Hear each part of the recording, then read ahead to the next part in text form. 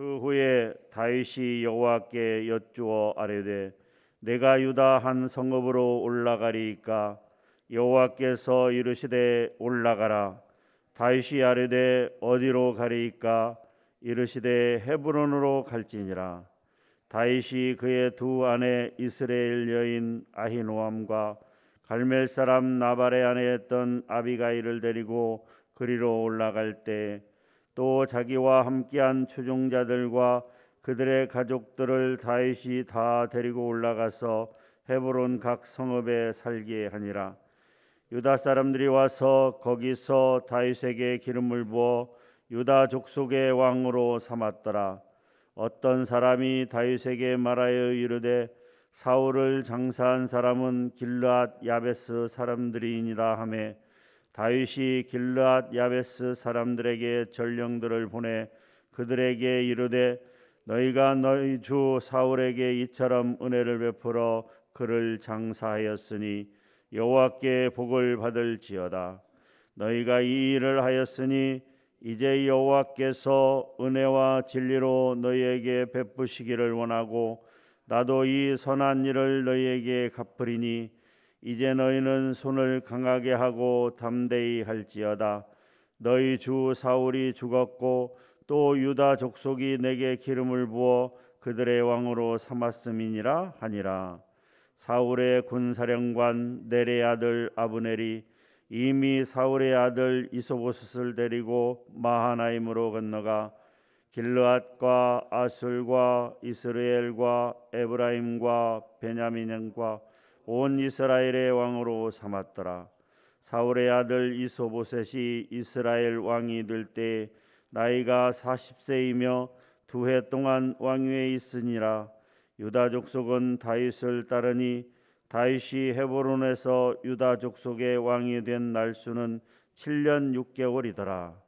넬의 아들 아브넬과 사울의 아들 이스보셋의 신복들은 마하나임에서 나와 기브온에 이르고 스루야의 아들 요압과 다윗의 신복들도 나와 기브온 못가에서 그들을 만나 함께 앉으니 이는 못 이쪽이요 그는 못 저쪽이라. 아브넬이 요압에게 이르되 원하건대 청년들에게 일어나서 우리 앞에서 겨루게 하자. 요압이 이르되 일어나게 하자 하매 그들이 일어나 그 수대로 나아가니 베냐민과 사울의 아들 이소보셋의 편에 12명이요 다윗의 신복 중에 12명이라. 각기 상대방의 머리를 잡고 칼을 상대방의 옆구리에 찌르매 일제히 쓰러진지라. 그러므로 그것을 헬갓 핫수림이라 일컬었으며 기브온에 있더라. 그날의 싸움이 심히 맹렬하더니 아브넬과 이스라엘 사람들이 다윗의 신복들 앞에서 패하니라. 그곳에 스루아의 세 아들 요압과 아비새와 아사엘이 있었는데 아사엘의 발은 들노루같이 빠르더라. 아사엘이 아브넬을 쫓아 달려가되 좌우로 치우치지 않고 아브넬의 뒤를 쫓으니 아브넬이 뒤를 돌아보며 이르되 아사엘아 너냐? 대답하되 나로다. 아브넬이 그에게 이르되 너는 왼쪽으로나 오른쪽으로 나가서 청년 하나를 붙잡아 그의 군복을 빼앗으라 하되 아사엘이 그렇게 하기를 원하지 아니하고 그의 뒤를 쫓으매 아브넬이 다시 아사엘에게 이르되 너는 나 쫓기를 그치라. 내가 너를 쳐서 땅에 엎드려지게 할 까닭이 무엇이냐? 그렇게 하면 내가 어떻게 내 형 요압을 대면하겠느냐 하되 그가 물러가기를 거절하매 아브넬이 창 뒤 끝으로 그의 배를 찌르니 창이 그의 등을 꿰뚫고 나간지라. 곧 그곳에 엎드려져 죽음에 아사엘이 엎드려져 죽은 곳에 이르는 자마다 머물러 섰더라. 요압과 아비새가 아브넬의 뒤를 쫓아 기브온 거친 땅의 길 갈기야 맞은쪽 암마산에 이를 때 해가 졌고 베냐민 족속은 함께 모여 아브넬을 따라 한 무리를 이루고 작은 산 꼭대기에 섰더라. 아브넬이 요압에게 외쳐 이르되 칼이 영원히 사람을 상하겠느냐? 마침내 참혹한 일이 생긴 줄을 알지 못하느냐? 내가 언제 무리에게 그의 형제 쫓기를 그치라 명령하겠느냐. 요압이 이르되 하나님이 살아계심을 두고 맹세하노니 내가 말하지 아니하였더라면 무리가 아침에 각각 다 돌아갔을 것이요 그의 형제를 쫓지 아니하였으리라 하고 요압이 나팔을 불매 온 무리가 머물러 서고 다시는 이스라엘을 쫓아가지 아니하고 다시는 싸우지도 아니하니라. 아브넬과 그의 부하들이 밤새도록 걸어서 아라바를 지나 요단을 건너 비드론 온 땅을 지나 마하나임에 이르니라. 요압이 아브넬 쫓기를 그치고 돌아와 무리를 다 모으니 다윗의 신복 중에 19명과 아사엘이 없어졌으나 다윗의 신복들이 베냐민과 아브넬에게 속한 자들을 쳐서 360명을 죽였더라. 무리가 아사엘을 들어올려 베들레헴에 있는 그의 조상묘에 장사하고 요압과 그의 부하들이 밤새도록 걸어서 헤브론에 이른 때에 날이 밝았더라. 아멘. 사무엘상 31장에서는 사울과 그의 세 아들 요나단과 아들들이 죽었더라라고 기록하고 있습니다. 이어서 사무엘하 1장에서는 그 소식을 들은 다윗이 심히 애통하며 옷을 찢고 금식하며 슬퍼하며 그 조가 슬픈 노래를 지어 부른 내용을 우리가 기록을 통하여 알 수 있습니다. 이제 오늘 사무엘하 2장은 다윗이 유다의 왕이 되는 내용을 기록하고 있습니다. 먼저 2장 1절부터 7절까지 내용을 보게 되면 다윗이 유다의 왕으로 즉위한 사실과 또 그 사울을 장사한 길르앗 야베스 주민들을 향해 다윗이 잘했다고 칭찬하고 있는 내용을 기록하고 있습니다. 먼저 1절에 보게 되면 그 후에라고 기록되어 있습니다. 그 후에라고 하는 것은 사울이 죽은 이후로 또 다윗이 그 죽은 사울과 요나단을 향해서 애통하고 애곡한 이후에라고 하는 것입니다. 그 이후에 다윗이 여호와께 여쭈어 아뢰되 내가 유다 한 성읍으로 올라가리까 여호와께서 이르시되 올라가라. 다윗이 이르되 어디로 가리까 이르시되 헤브론으로 갈지니라라고 기록하고 있습니다. 사실 다윗은 이미 사울의 뒤를 이어서 이스라엘의 왕으로 기름 부음을 받았기에 이제 사울이 죽었음에 바로 올라가도 되었다라고 하는 것이죠. 그리고 또한 서둘러 고국으로 돌아가고 싶은 생각도 많이 있었습니다. 물론 당시 시글락에 있었기 때문에 이제 가드 왕의 밑에 있었기 때문에 돌아가는 것이 쉽지는 않았을 것입니다. 그럼에도 그는 돌아갈 자격이 충분했고 또 돌아가고 싶은 마음도 많이 있었습니다. 그럼에도 불구하고 다윗은 먼저 하나님 앞에 기도했다라고 하는 것입니다. 어떻게요? 유다 한 성읍으로 올라가리까 하나님 내가 이제 우리의 고국인 나의 고국인 이스라엘로 돌아가도 되겠습니까? 돌아가라. 그럼 제가 어디로 가야 되겠습니까? 헤브론으로 올라가라. 이렇게 말씀하고 있는 것을 볼 수가 있습니다. 그렇게 헤브론으로 올라가서 이제 다윗은 유다 족속의 유다 사람들의 기름 부음을 받고 이제 7년 6개월 동안 헤브론에서 유다 족속들을 통치하게 되는 것입니다. 사실 다윗도 우리와 똑같은 인간이고 연약하고 부족한 사람이기 때문에 때로는 하나님의 뜻을 묻기보다는 자신의 어떤 생각과 자신이 마음에 끌리는 대로 행하는 경우들이 많이 있었습니다. 다윗이 가드 왕 밑으로 들어갔을 때 블레셋으로 들어갔을 때에도 하나님 앞에 기도한 것이 아니라 자기 마음이 끌리는 대로 행하였다라고 성경은 기록하고 있습니다. 그렇지만 다윗처럼 그렇게 하나님 앞에 세세하게 물어서 하나님 앞에 기도해서 행동한 사람도 그렇게 많지는 않다. 특별히 다윗은 기도의 사람이었다. 그는 어렵고 힘든 일이 있을 때마다 하나님 앞에 항상 기도하였다라고 하는 것을 우리가 성경을 통해서 알 수가 있습니다. 어디로 가리까 말이까, 내가 저들을 치리 가리, 내가 블레셋을 공격하기 위해서, 아말렉을 공격하기 위해서 올라가리까 말이까라고 하는 다윗의 기도는 아마도 성경의 많은 곳에서 기록이 되어 있습니다. 그처럼 다윗처럼 우리는 항상 무슨 일을 행하기 전에, 무슨 일이 있을 때 기도하는 습관이 필요한 것입니다. 하나님의 뜻을 묻고 하나님의 인도하심을 구하며 그렇게 나아가야 된다라고 하는 것이죠.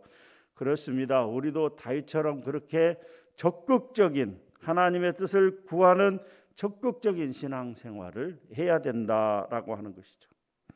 그렇게 다윗처럼 적극적으로 기도하며 신앙생활을 함으로써 하나님의 인도하심 가운데 나아가는 성도님들이 되시기를 주님의 이름으로 축원합니다. 3절에 보게 되면 다윗이 헤브론으로 올라가는 길에 자기 혼자만 간 것이 아니고 자기 가족들만 데리고 간 것이 아니라 자기를 따르던 대부분의 사람들을 다 데리고 가고 있는 것을 볼 수가 있습니다. 3절 말씀을 같이 한번 읽어보도록 하겠습니다. 시작. 또 자기와 함께한 추종자들과 그들의 가족들을 다윗이 다 데리고 올라가서 헤브론 각 성읍에 살게 하니라. 이 사람들, 다윗을 따르던 사람들, 다윗이 사울 왕을 피해서 도망하고 있던 그 상황 속에서도 그들은 다윗에게 자기의 몸을 의탁했습니다. 어쩌면 자기의 생명을 다윗에게 담보하고 있었던 것입니다. 그들 중에는 사울의 핍박을 피해서 도망온 자들, 큰 빚을 지고 또 도피한 자들도 있었으며 사울에게 죽임을 당한 제사장들의 그런 가족들도 있었습니다. 그들은 다윗이 도망하는 그 시간 동안에 이곳 저곳을 떠도는 그 어려움 속에서도 항상 다윗과 함께 하였던 것입니다. 즉 다윗이 고난을 받을 때 그들도 함께 고난을 받았습니다. 그들은 동거동락하던 그런 사람들이었습니다. 아니 어쩌면 다윗을 위해서라면 자기의 목숨까지도 아끼지 않는 사람들이었습니다. 그렇기 때문에 이제 다윗이 영광을 받을 때 그들도 함께 영광을 받았다라고 하는 것이죠. 그렇습니다.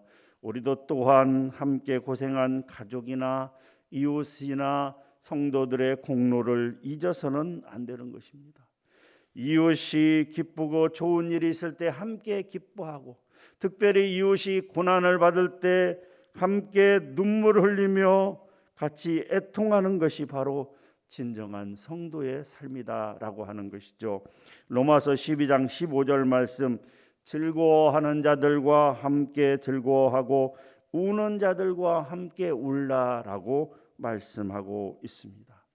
이러한 삶이 바로 진정한 이웃 사랑을 실천하는 삶인 것입니다. 이웃을 내 자신처럼 사랑하는 삶인 것입니다.